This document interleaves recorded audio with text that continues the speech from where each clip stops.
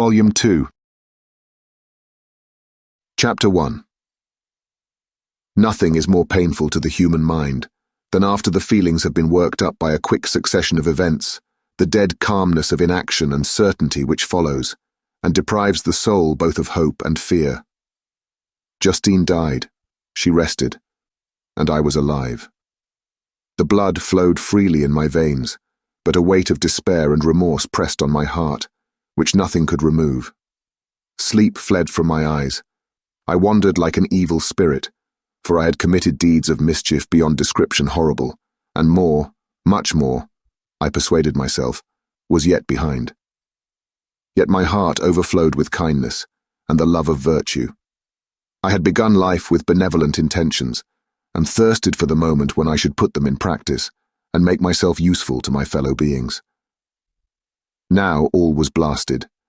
Instead of that serenity of conscience, which allowed me to look back upon the past with self-satisfaction, and from thence to gather promise of new hopes, I was seized by remorse and the sense of guilt, which hurried me away to a hell of intense tortures, such as no language can describe.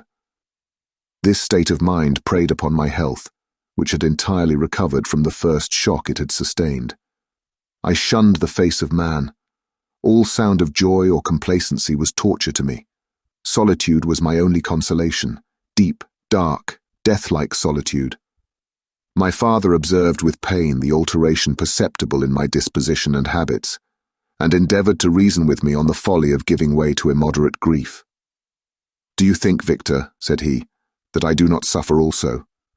No one could love a child more than I loved your brother." Tears came into his eyes as he spoke. "But is it not a duty to the survivors that we should refrain from augmenting their unhappiness by an appearance of immoderate grief? It is also a duty owed to yourself, for excessive sorrow prevents improvement or enjoyment, or even the discharge of daily usefulness, without which no man is fit for society." This advice, although good, was totally inapplicable to my case. I should have been the first to hide my grief and console my friends if remorse had not mingled its bitterness with my other sensations. Now I could only answer my father with a look of despair and endeavour to hide myself from his view. About this time we retired to our house at Belrive. This change was particularly agreeable to me. The shutting of the gates regularly at 10 o'clock, and the impossibility of remaining on the lake after that hour, had rendered our residence within the walls of Geneva very irksome to me. I was now free. Often, after the rest of the family had retired for the night, I took the boat and passed many hours upon the water. Sometimes, with my sails set, I was carried by the wind, and sometimes, after rowing into the middle of the lake, I left the boat to pursue its own course and gave way to my own miserable reflections. I was often tempted, when all was at peace around me, and I the only unquiet thing that wandered restless in a scene so beautiful and heavenly, if I except some bat or the frogs, whose harsh and interrupted croaking was heard only when I approached the shore. Often, I say, I was tempted to plunge into the silent lake, that the waters might close over me and my calamities forever. But I was restrained when I thought of the heroic and suffering Elizabeth, whom I tenderly loved, and whose existence was bound up in mine. I thought also of my father and surviving brother. Should I by my base desertion leave them exposed and unprotected to the malice of the fiend whom I had let loose among them? At these moments I wept bitterly, and wished that peace would revisit my mind only that I might afford them consolation and happiness. But that could not be. Remorse extinguished every hope.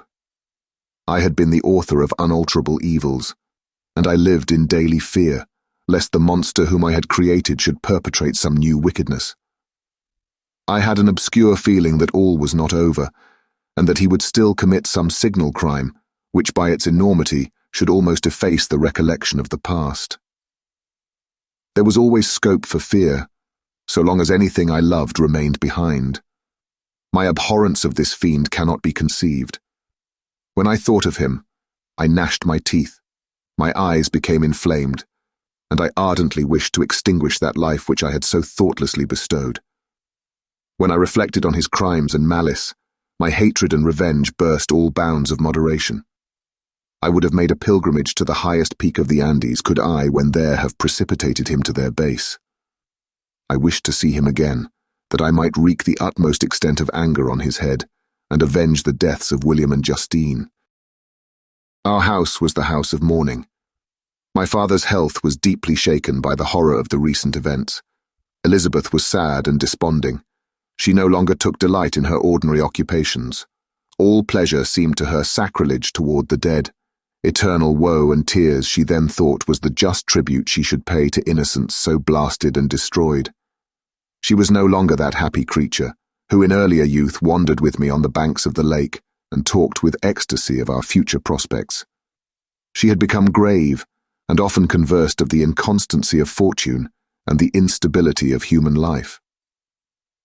"When I reflect, my dear cousin," said she, "on the miserable death of Justine Moritz, I no longer see the world and its works as they before appeared to me.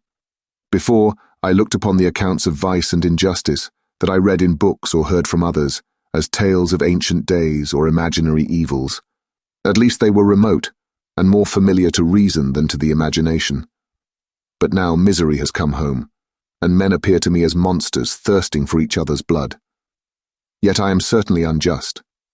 Everybody believed that poor girl to be guilty, and if she could have committed the crime for which she suffered, assuredly she would have been the most depraved of human creatures. For the sake of a few jewels, to have murdered the son of her benefactor and friend, a child whom she had nursed from its birth, and appeared to love as if it had been her own. I could not consent to the death of any human being, but certainly I should have thought such a creature unfit to remain in the society of men. Yet she was innocent. I feel she was innocent. You are of the same opinion, and that confirms me. Alas, Victor, when falsehood can look so like the truth, who can assure themselves of certain happiness? I feel as if I were walking on the edge of a precipice, towards which thousands are crowding and endeavoring to plunge me into the abyss. William and Justine were assassinated, and the murderer escapes. He walks about the world free and perhaps respected. But even if I were condemned to suffer on the scaffold for the same crimes, I would not change places with such a wretch. I listened to this discourse with the extremest agony. I, not in deed, but in effect, was the true murderer.